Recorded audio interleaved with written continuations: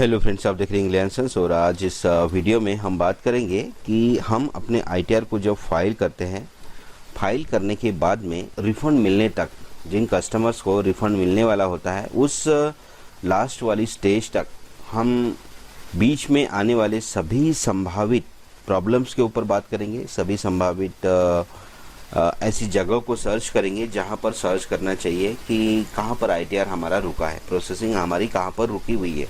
उन सभी चीज़ों के ऊपर हम बात करेंगे इस वीडियो में। बहुत इंटरेस्टिंग वीडियो है, ज़रूर हमारे पूरी वीडियो को देखिएगा और उसके बाद हमारे चैनल को भी सब्सक्राइब ज़रूर करिएगा और ज़रूरतमंद मित्रों को वीडियो को शेयर भी कीजिएगा। तो शुरू करते हैं। सबसे पहला स्टेप होता है हम आईटीआर फाइल करते हैं। ऑन और बिफोर ड्यू डेट हम आईटीआर फाइल करते हैं। संभावित जो तारीख होती है एज़ यूजुअल वो होती है 31 जुलाई उस पर्टिकुलर ईयर की। उस तारीख तक हमको आईटीआर को फाइल करना होता है। अगर हम नहीं कर पाते हैं तो उसके बाद भी आईटीआर को फाइल कर सकते हैं। बस शर्त ये है कि हमको फ़ाइन देना पड़ता है ना, पेनल्टी देनी पड़ती है जी। तो चलिए, सबसे पहला जो स्टेप है ये है हम अपने आईटीआर को फाइल करते हैं। फाइल करने के बाद उसके नेक्स्ट वाला जो स्टेप आता है, यहाँ पर आप 4 बिंदियाँ देख रहे हैं। ये पॉजिटिव वे में अगर ग्रीन डॉट आते रहेंगे तो अच्छा है, ठीक है। यहाँ पर कोई भी रेड डॉट नहीं आना चाहिए। मैं आपको बताऊंगा कि क्या क्या चीज़ें हो सकती हैं। हमारे इनकम टैक्स का जो रिफ़ंड है उससे डलने तक कौन कौन सी प्रॉब्लम्स बीच में हो सकती हैं, उन सारी चीज़ों के ऊपर मैं बात करूँगा और उसके सॉल्यूशंस के ऊपर भी बात करूँगा। ओके, तो सबसे पहले हम आईटीआर को फाइल करते हैं। फाइल करने के बाद हमारे सबसे पहला जो स्टेप है वो होता है वेरिफिकेशन का। हमारे रिटर्न को वेरीफाई करना होता है। तकरीबन लोग जिस दिन आईटीआर को फाइल करते हैं उसी दिन उसे वेरीफाई करने की कोशिश कर लेते हैं, ठीक है। तो ये उसी दिन वेरीफाई हो जाता है। जैसे कि आप यहाँ पर देख रहे हैं, दोनों में एक ही तारीख है, यानी कि उसी दिन ये वेरीफाई हो ही जाता है, ठीक है। ये ऑनलाइन प्रोसेस है, हो जाता है। सबसे पहला स्टेप है। उसके बाद हमारा काम ख़त्म हो जाता है। उसके बाद इनकम टैक्स डिपार्टमेंट का काम शुरू हो जाता है उसे प्रोसेसिंग करने का। यहाँ पर भी एक ग्रीन टिक आ जाता है जब इनकम टैक्स रिफंड प्रोसेस हो जाता है तो, और जब प्रोसेस हो जाता है तो ये बाद में ये भी ग्रीन टिक आ जाती है। तो यहाँ से यहाँ तक आने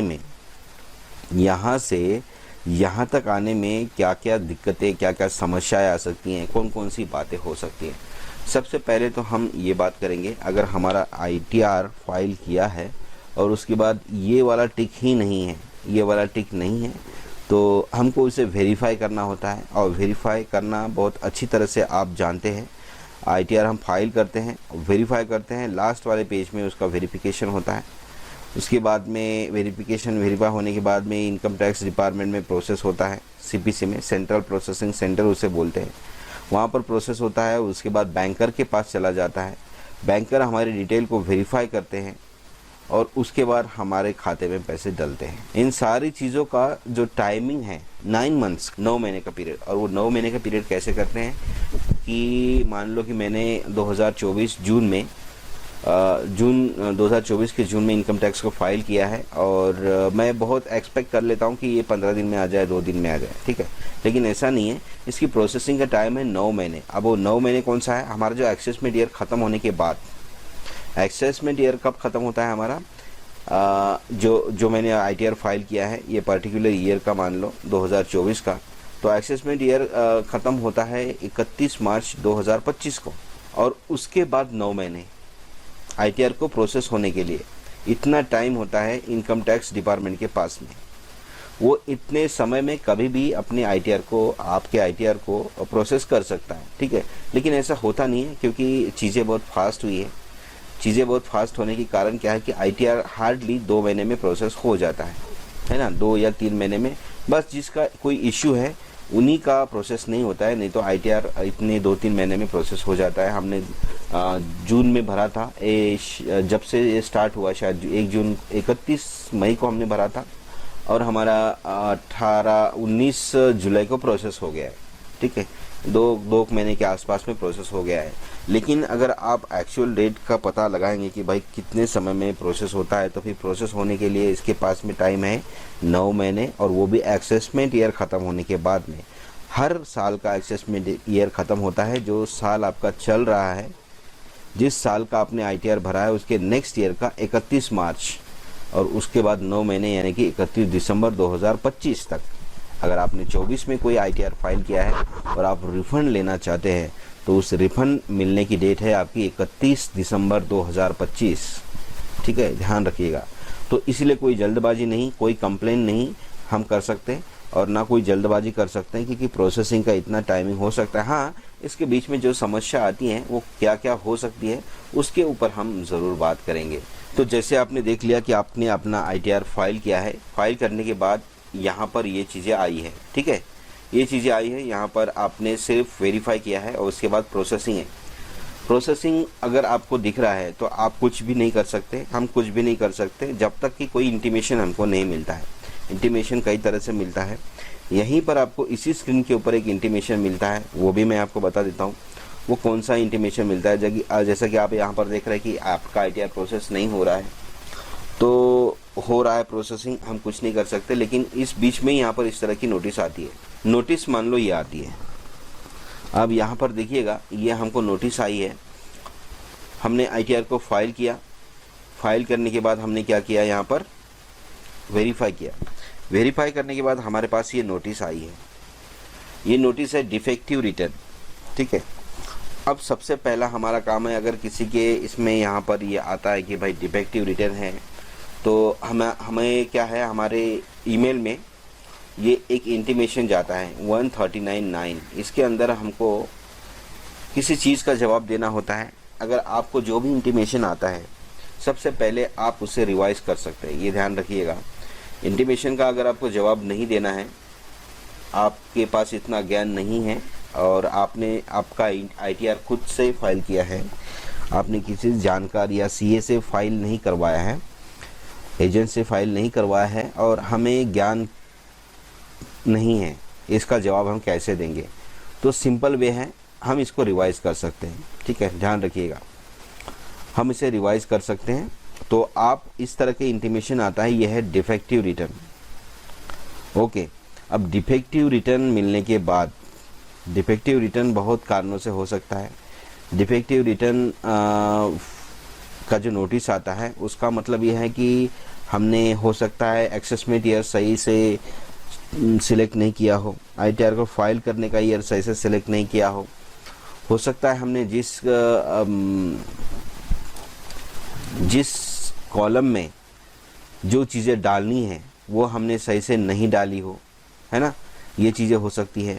गलत ईयर डालने से हो सकता है। आपके जो स्टेटमेंट्स हैं हमारे जो मिसमैच हो रहे हैं, है ना, हमने कोई ऐसी इंफॉर्मेशन छुपाई है ITR फाइल करने के टाइम पे जो इनकम टैक्स डिपार्टमेंट के पास ऑलरेडी है, ऐसी इंफॉर्मेशन। उसके बाद में और भी बहुत सारी चीज़ें हो सकती है जिस कारण से हमारा ITR क्या हुआ है, डिफेक्टिव हुआ है। तो इन सभी चीज़ों का हमको जवाब देना है। अगर हम इन सभी चीज़ों का जवाब नहीं दे सकते तो इनको हमको हटाना है और हटाने के बाद हमको ITR को रिवाइज करना है। रिवाइज करने के बाद अगर आपने ITR रिफ़ंड पाने के लिए फ़ाइल किया है, तो अगर मान लो आपने 50,000 रिफ़ंड पाने के लिए ITR को फाइल किया था और उसी हिसाब से आपने उसमें जो डिडक्शंस है वो डाले थे। अब इस बार जब आप रिवाइज करेंगे तो हो सकता है उस 50,000 में कोई ऐसी अमाउंट हो या फिर कोई ऐसा डिडक्शन हो जिसके ऊपर इनकम टैक्स डिपार्टमेंट को डाउट है, जो हमने सही नहीं किया है। तो उसके ऊपर खास करके ध्यान करके थोड़ा सा कम ज़्यादा करके हम कम रिफ़ंड पाने के लिए ITR को फाइल कर सकते हैं, जो हमारे दायरे में आता है। ठीक है, ये होता है डिफेक्टिव रिटर्न फाइल का जो नोटिस आता है 139.9, वो आने के बाद में आप अपने सिंपल सा वे है कि रिवाइज कर सकते हैं। ओके, एक तो यहीं पर वो चीज़ आ जाती है। अगर ऐसा नहीं है तब भी आप अभी भी कुछ नहीं कर सकते, क्योंकि नोटिस आपको कुछ भी नहीं मिली है, अभी भी प्रोसेसिंग चल रहा है। लेकिन करते करते क्या होता है कि आपको इस तरह से आ जाता है, जैसा कि ये आया है। मेरा ITR यहाँ पर मुझे एक नोटिस आया, your return has been process successfully. Okay, और ये एक जो ग्राफ है, ये जो बार है, इसमें सारे के सारे टिक तकरीबन हो गए हैं। अब यहाँ पर मैंने जिस दिन भी फाइल किया था 31 मई को, उसी दिन वेरीफाई किया और तकरीबन 2 महीने का इंतज़ार। ये जो समय है प्रोसेसिंग का, ये 9 महीने का है और वो असेसमेंट ईयर का लास्ट डेट, ठीक है, 31 दिसंबर, ये ध्यान रखिएगा।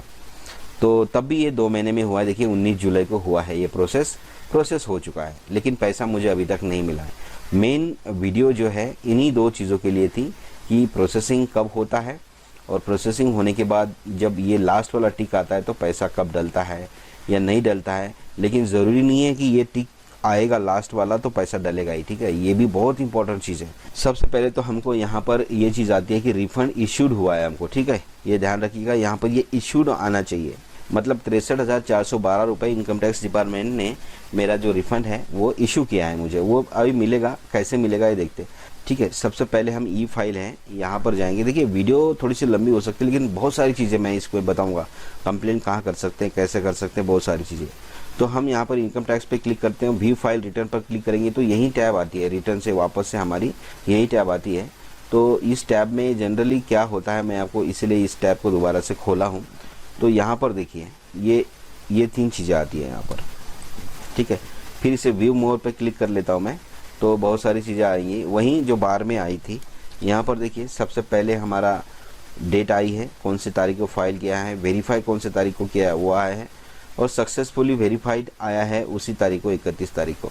लेकिन 19 जुलाई को ये आया है कि refund process with refund due, ये टिक, ये बहुत इंपॉर्टेंट है। यहाँ पर ये ग्रीन टिक आना बहुत ज़रूरी है, प्रोसेस विथ रिफंड ड्यू, ठीक है, ये ध्यान रखिएगा।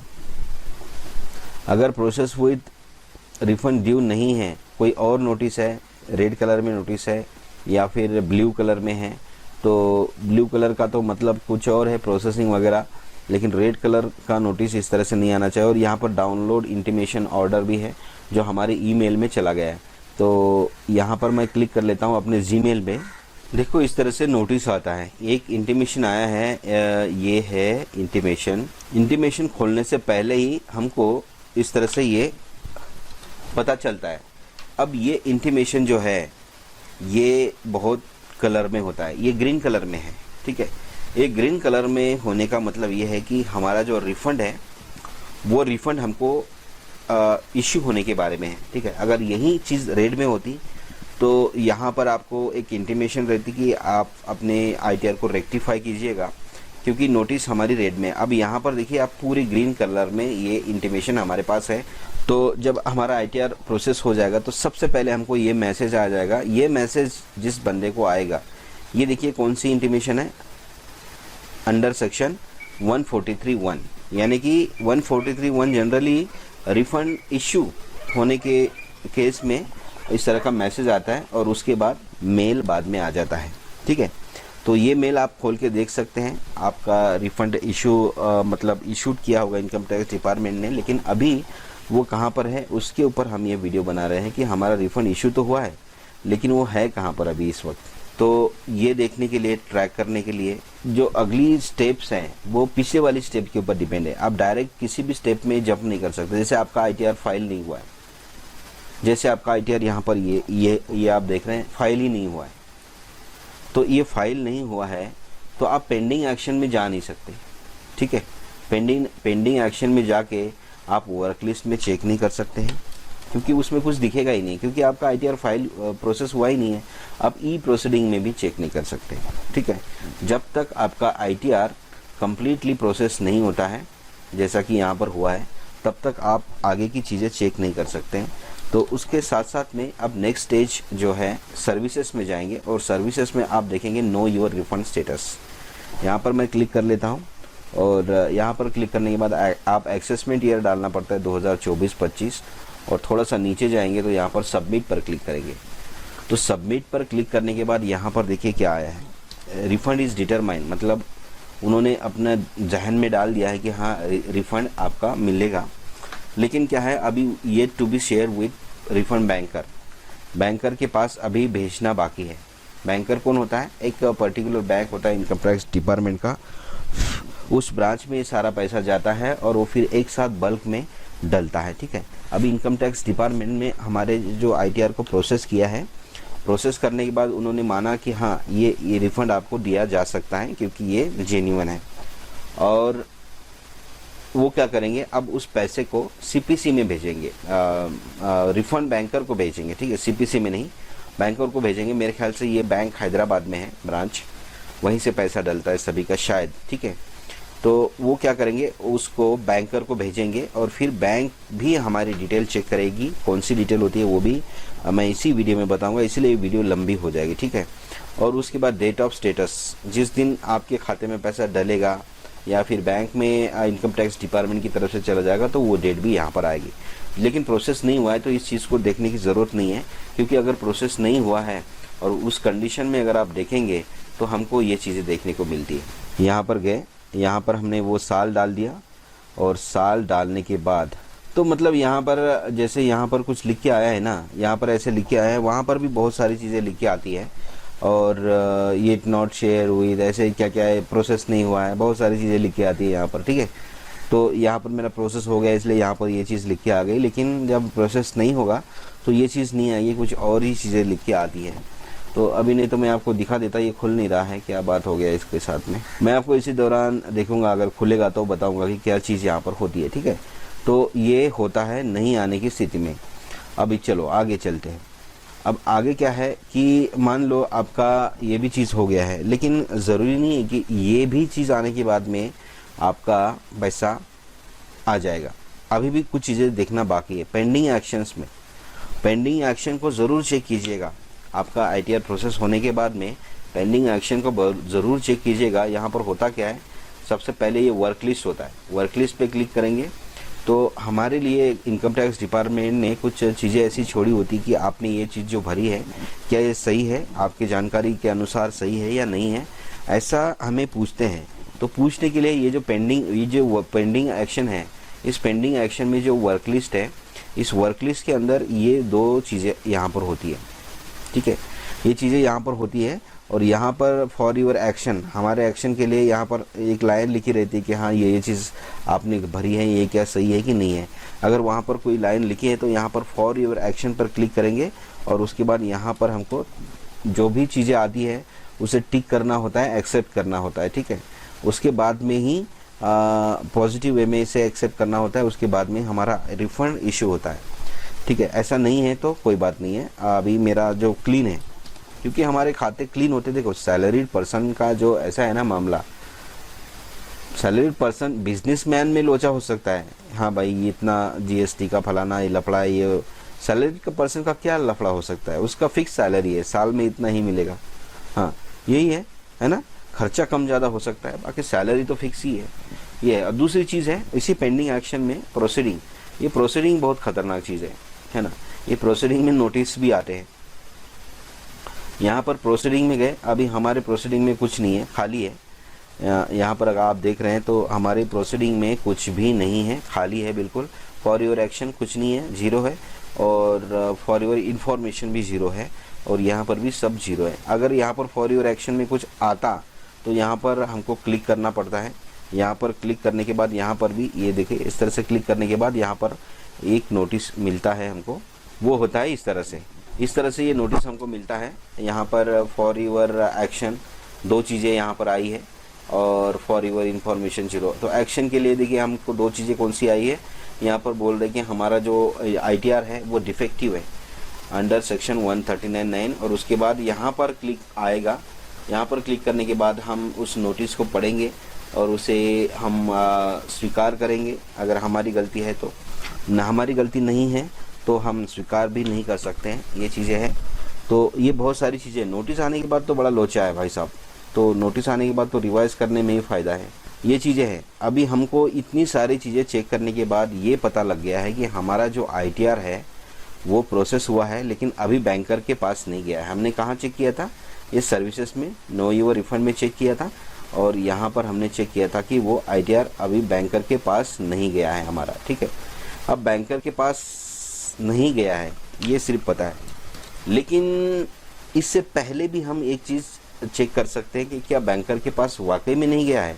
उसके लिए एक और वेबसाइट है जिसका नाम है tin.nsdl। ये देखिए ये वो वेबसाइट है। ये रिफ़ंड को चेक करने के लिए ये लिंक में आपको इस वेबसाइट में जाना होता है। कुछ नहीं, गूगल में सिर्फ tin.nsdl डाल दीजिए और उसके बाद ये लिंक आपको मिलेगा, ठीक है। ये लिंक है tin.nsdl.com। यहाँ पर हम रिफंड स्टेटस पे क्लिक करेंगे तो ये यहाँ पर इस तरह से दो चीज़ें आती है, ठीक है, दो चीज़ें आती है। एक देखिए टैक्स पे रिफंड, ठीक है, और उसके बाद डिडक्टर रिफंड। तो ये डिडक्टर रिफंड क्या चीज़ है, ठीक है, इस पे मत जाइएगा, लेकिन टैक्स पे रिफंड में click to check status of PAN, ठीक है, यहाँ पर क्लिक करेंगे। रिफंड ट्रैकिंग, यहाँ पर आप देख भी सकते हैं ऊपर रिफंड ट्रैकिंग नाम का एक टैब आ रहा है। ये सारी चीज़ें चेक करने के बाद इनकम टैक्स डिपार्टमेंट की वेबसाइट में सारी चीज़ें चेक करने के बाद फिर भी हमको लगता है कि क्या इनकम टैक्स डिपार्टमेंट ने बैंकर को दिया है, क्योंकि बैंकर को देने के बाद कुछ चीज़ें अपडेट होती है। तो यहाँ पर आप क्लिक करेंगे तो ये प्रोसीड पर क्लिक करना होगा। मैं प्रोसीड पर क्लिक कर लेता हूँ और प्रोसीड पर क्लिक करने के बाद ये घड़ी जैसी घूमती है। ये मैंने अपने पैन कार्ड को डाल दिया है, असेसमेंट ईयर वहाँ पर अपने आप आया है और इस कैप्चा को डालना ज़रूरी है। यहाँ पर देखिए इस तरह से ही आता है।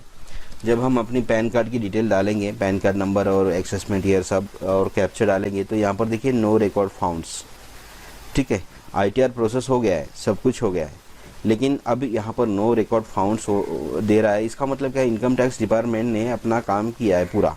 जो उसने इनकम टैक्स डिपार्टमेंट ने अपनी ITR को प्रोसेस करना था वो प्रोसेस हो गया है। अब उसके बाद भी तो बहुत सारी चीज़ें हैं। अब बैंकर का काम आता है। बैंकर क्या करेंगे, बैंकर के पास ये पैसा आना चाहिए ना, ये पैसा बैंकर के पास आना चाहिए। तो बैंकर के पास पैसा आएगा तो बैंकर अपने अकाउंट को वेरीफाई करेगा। सबसे पहले तो यहाँ पर वो करेगा कि हाँ यहाँ पर नो रिकॉर्ड फाउंड्स जो लिख के आ रहा है इसकी जगह कोई और चीज़ आ जाएगी और लिख के आ जाएगी कि हाँ आपका पैसा हमारे पास आ गया है, ठीक है। ये बैंकर का है, बैंकर के पास जाएगा तब, ठीक है। लेकिन जब तक नहीं आएगा वो आगे ये नहीं करेगा। अब जब बैंकर के पास पैसा आएगा तब की बातें हैं, बहुत बड़ी बड़ी बातें हैं। फिर बैंकर के पास जब पैसा आएगा ना तब क्या होता है मैं आपको बता देता हूँ। मैं डैशबोर्ड पे वापस से चल लेता हूँ। जब हमारा पैसा इनकम टैक्स डिपार्टमेंट में प्रोसेस होता है और उसके बाद वो बैंकर में जाता है तो सबसे पहले यहाँ पर आपका जो प्रोफाइल है इस प्रोफाइल पे क्लिक कीजिएगा और माय प्रोफाइल पे जाएंगे। माय प्रोफाइल पे जाने के बाद ये बहुत इम्पोर्टेंट है, लेकिन हाँ बहुत सबसे इम्पोर्टेंट, तब उसके बगैर पैसा नहीं डलेगा। माय प्रोफाइल पर क्लिक करने के बाद आप माय बैंक अकाउंट, ठीक है, ध्यान रखिएगा, माय बैंक अकाउंट, इसी जिस अकाउंट में पैसा डलेगा। बहुत सारी चीज़ें होती है भाई साहब। देखिए आप अगर सर्विस कर रहे हैं, आपने ITR फाइल किया है, सर्विस कर रहे हैं, आपकी पोस्टिंग हो जाएगी, ट्रांसफ़र हो जाएगा एक जगह से दूसरी जगह। हो सकता है आपके गृहनगर में आपका अकाउंट है, आपने लोन लेने के लिए आप जहां सर्विस करते हैं वहां पर अकाउंट को ट्रांसफ़र किया है तो IFSC कोड चेंज हुआ है ना, अकाउंट नंबर सेम रहेगा, नाम सेम रहेगा, आधार कार्ड सेम रहेगा, हर चीज़ सेम रहेगी, लेकिन IFSC कोड तो चेंज होगा ना। जब आपका इनकम टैक्स ITR फाइल हो गया है, प्रोसेस हो गया है, हर चीज़ हो गया है, अब आपने यही ध्यान नहीं दिया कि आपका तो IFSC कोड ही बदली हो गया है, आपका तो अकाउंट नंबर ही आपने दूसरा डाला है ना। बहुत सारी चीज़ें होती है। तो यहाँ पर जाएंगे प्रोफाइल में और प्रोफाइल के बाद में माय बैंक अकाउंट, आपने क्या जो अकाउंट नंबर दिया है ITR फाइल करने के टाइम पे क्या वो सही है कि नहीं है।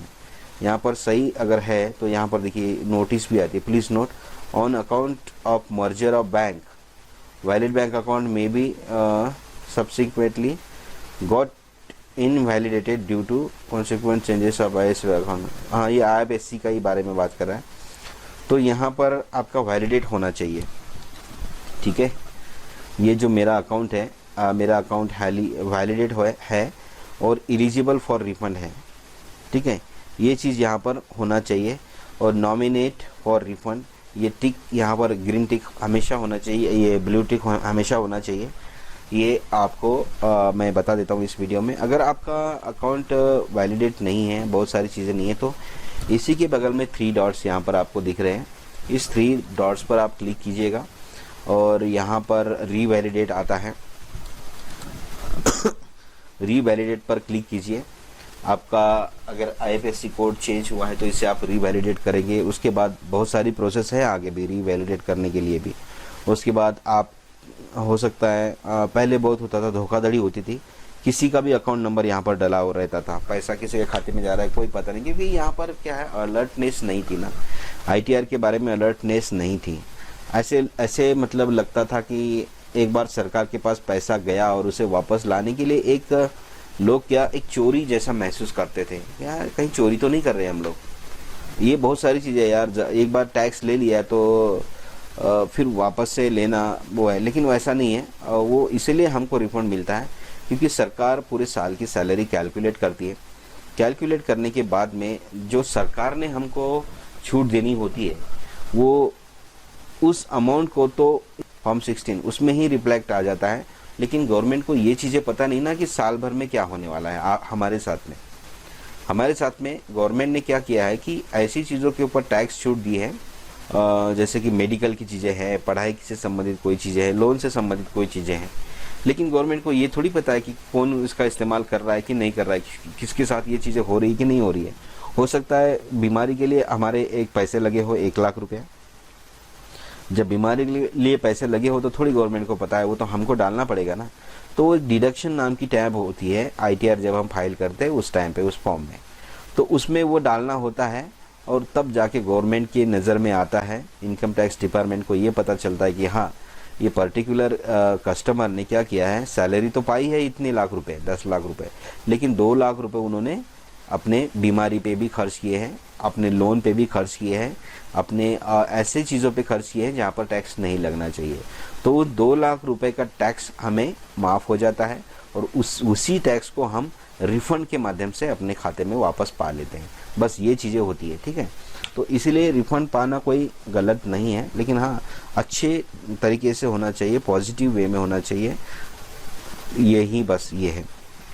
तो ऐसा होता था तो लोग ध्यान नहीं देते थे। तो फिर जो शातिर लोग हैं वो क्या करते थे, अपने अकाउंट नंबर्स डालते थे और उसके बाद में बहुत सारी चीज़ें होती थी। ऑफलाइन थी पहले चीज़ें ना, 2016 मेरे ख्याल से 16-17 के बाद थोड़ी थोड़ी ये मतलब यहाँ पर अवेयरनेस बढ़ गई है। नहीं तो पहले ये साइट भी डुप्लीकेट आती थी, बहुत लोगों के खाते में वो करती थी, सेंध लगाती थी। इनकम टैक्स डिपार्टमेंट बोल के लोग लॉगिन करते थे और उसके बाद वल्नरेबल अटैक, रैंसमवेयर अटैक्स हो जाते थे। तो बहुत सारी चीज़ें होती थी। तो इसीलिए क्या है कि हो सकता है किसी के गलत अकाउंट नंबर अभी भी डाला हो, तो आप यहाँ पर रिमूव बैंक अकाउंट पर क्लिक करके उस अकाउंट को खाली कर सकते हैं। जो आपके लिए नहीं है उस अकाउंट को हटा सकते हैं यहाँ से, और उसके बाद आप उसे रीवैलिडेट कर सकते हैं दूसरे अकाउंट के लिए जो आपका जेन्युइन अकाउंट है। यहाँ पर भी है ऐड बैंक अकाउंट, यहाँ पर भी क्लिक कर सकते हैं। यहाँ पर बहुत सारी टैब हैं, इसके लिए अलग वीडियो की ज़रूरत पड़ेगी, इसलिए यहाँ पर मैं डिटेल में नहीं जाऊँगा। लेकिन यहाँ पर आपको वो करना बहुत ज़रूरी है। यहाँ पर आपका ये टिक जो आती है वो टिक आना बहुत ज़रूरी है, ठीक है। इस तरह का जो वैलिडेट वाला जो टिक आप देख रहे हैं ये होना बहुत ज़रूरी है। मेरा बिल्कुल क्लियर है, मेरा अकाउंट एक ही है और एक ही जगह पे है, बहुत दिनों से वो हिलेगा भी नहीं जब तक मैं बैंक का सारा के सारा लोन चुकाऊंगा नहीं, ठीक है। तो कोई दिक्कत नहीं है, तो मेरा एक ही जगह है। तो ये चीज़ें होती है। बाकी ये हम कैसे रीवैलिडेट कर सकते हैं इसके लिए मैं एक आधी वीडियो बनाऊंगा अलग से। और ये फेल बैंक अकाउंट नंबर भी आ जाते हैं यहाँ पर। बाकी आप इसे हटाना चाहते हैं, देखना चाहते हैं तो देख सकते हैं। देखिए ये मेरा कोई अकाउंट नंबर था, ठीक है। इसे हटाना चाहे आप तो रिमूव बैंक अकाउंट पे क्लिक करके यहाँ पर मैं जैसे क्लिक कर लेता हूँ तो रीज़न फॉर रिमूव पूछेंगे, अकाउंट नंबर अदर रीज़न कर लेता हूँ मैं यहाँ पर आई डोंट नो लिख देता हूँ। ये मेरे ख्याल से इसको रखना ज़रूरी नहीं है, जब आपके काम की चीज़ नहीं है तो क्यों इसे रखेंगे। OTP आएगा, इनवैलिड OTP बोल रहा है, चलो कोई बात नहीं, मैं बाद में इसे कर लूँगा। तो इस तरह से आप अपने जो ज़रूरत के अकाउंट नहीं है वो इसे हटा सकते हैं आप, ठीक है। हाँ, इस साइड में यहाँ पर भी और भी चीज़ें होनी चाहिए, जैसे कि आधार, पैन कार्ड, ये तो होता ही है वैसे, ये एक्टिव होना चाहिए। यहाँ पर do you have valid passport, ये सब कोई ज़रूरत नहीं है। आधार नंबर कनेक्टेड होना चाहिए, वो तो जब फाइल करते हैं उस टाइम पे होता ही है, कोई दिक्कत नहीं है। तो ये 2-3 चीज़ें हैं, ये भी यहाँ पर होनी चाहिए। अगर नहीं है तो यहाँ से आप उसे एडिट कर सकते हैं, ठीक है। अब इतनी सारी चीज़ों के बाद में भी जिनमें डाउट्स है वो ITR को वो प्रोसेस बाद में करते हैं, ठीक है, क्योंकि सबकी अपनी अपनी जिम्मेदारी होती है वो तो। लेकिन इस बीच में हम कुछ कर सकते हैं। यहाँ पर लेबल कॉल अस एक टैब देख रहे हैं आप डैशबोर्ड के ऊपर, रिबन के ऊपर, यहाँ पर मैं क्लिक करूँगा तो जैसे हम यहाँ पर क्लिक करेंगे ना, यहाँ पर कॉल अस के ऊपर जैसे हम क्लिक करेंगे तो देखिए contact us, help desk, e filing centralise processing centre CPC में आपका कोई प्रॉब्लम है तो यहाँ पर देखिए कौन सी तारीख को कब कॉल करना है और ये नंबर है, यहाँ पर क्लिक करके आपका ITR प्रोसेस नहीं हुआ है तो आप कॉल कर सकते हैं और उनसे पूछ सकते हैं। और उसके बाद TDS से संबंधित है, कोई नोटिस आई है, किसी भी तरह की कोई नोटिस आई है, TDS के बारे में नोटिस आई है तो ये हेल्प डेस्क है, यहाँ पर इन नंबर्स पे कॉल करके हम अपने प्रॉब्लम्स को सॉल्व कर सकते हैं। यहाँ पर इनका टाइमिंग भी दिया है, ठीक है, ध्यान रखिएगा टाइमिंग, क्योंकि ये सरकारी डिपार्टमेंट है तो टाइमिंग के हिसाब से चलेगा। डिमांड मैनेजमेंट, अगर आपको एक इंटीमेशन आता है जिसमें हम ITR फाइल करते हैं रिफ़ंड के लिए मान लो, लेकिन डिमांड रेज हो जाती है, ठीक है, डिमांड रेज हो जाती है कि नहीं, इसीलिए डिफेक्टिव 139(9) वाला इंटर नोटिस आ जाता है। तो डिमांड आ जाती है कि भाई नहीं, आपका रिफ़ंड तो 50,000 आपने क्लेम किया है, लेकिन आपके ऊपर उल्टा 5,000 रुपये का टैक्स बाकी है, ड्यू है, वो टैक्स पहले भरिए। ऐसी डिमांड भी आ जाती है। तो ऐसी डिमांड आती है, अगर मान लो आपकी नज़र में वो डिमांड गलत है तो आप इन नंबर्स पे कॉल करके ये बता सकते हैं कि नहीं, हमें जो डिमांड रेज़ की गई है वो डिमांड सही नहीं है, और फिर आप इस पर अपनी प्रॉब्लम्स को सॉल्व कर सकते हैं, ठीक है। तो डिमांड से संबंधित आप इनकम टैक्स को अपने ये कर सकते हैं। उसके बाद और सारी चीज़ें हैं, बस इतना ही है। तो ये है, तो मैंने इस वीडियो में आपको ना बहुत सारी चीज़ें हमने यहाँ पर बताने की कोशिश की है। तो लगता है आपको कि वीडियो आपके लिए बहुत इम्पोर्टेंट हो गई है, तो इस चैनल को ज़रूर सब्सक्राइब कीजिएगा